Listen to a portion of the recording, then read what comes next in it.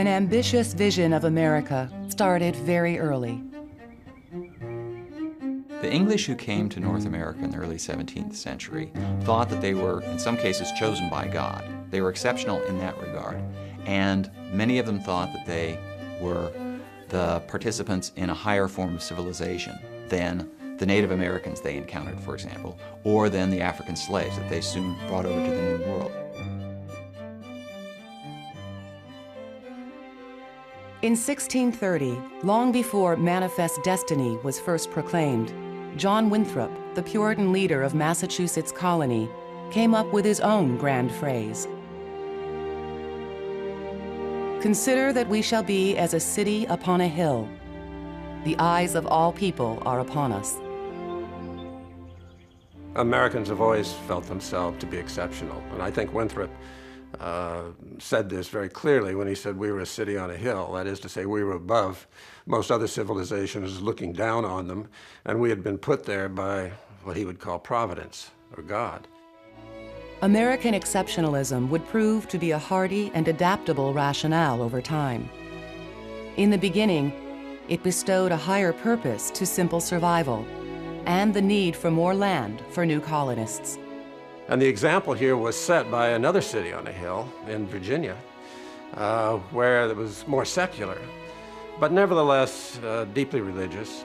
And what they found was that if you moved off the hill and you got into the tidewater of Virginia, you could raise a lot of tobacco. Since it was habit forming, it became very popular and very profitable. And pretty soon, Virginia, like Massachusetts, was moving west at a fairly rapid clip. And at that point, we're embarked on Manifest Destiny.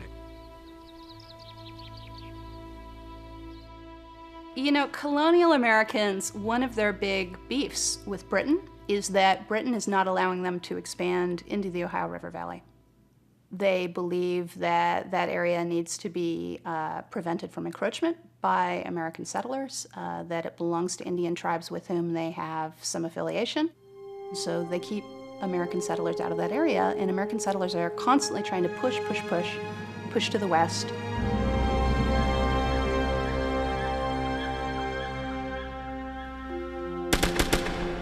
When Americans turned to revolution in 1775, land hunger played a role, but their stated reasons were much more lofty, setting a precedent for soaring phrases and ideals that would inspire millions around the world and lay the groundwork for Manifest Destiny.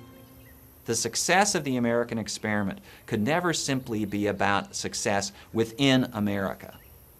It had to say something to or mean something to the world at large. It started with Tom Paine's electrifying pamphlet. In a war fought equally with words and guns, it became a bestseller.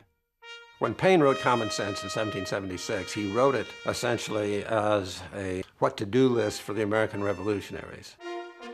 He gave Americans the feeling that they were exceptional, that this was something different, that they were fighting for a higher cause than simply property rights, that what they were doing here was fighting some kind of transcendent war. Tom Paine wrote, "The cause of America is in a great measure the cause of all mankind."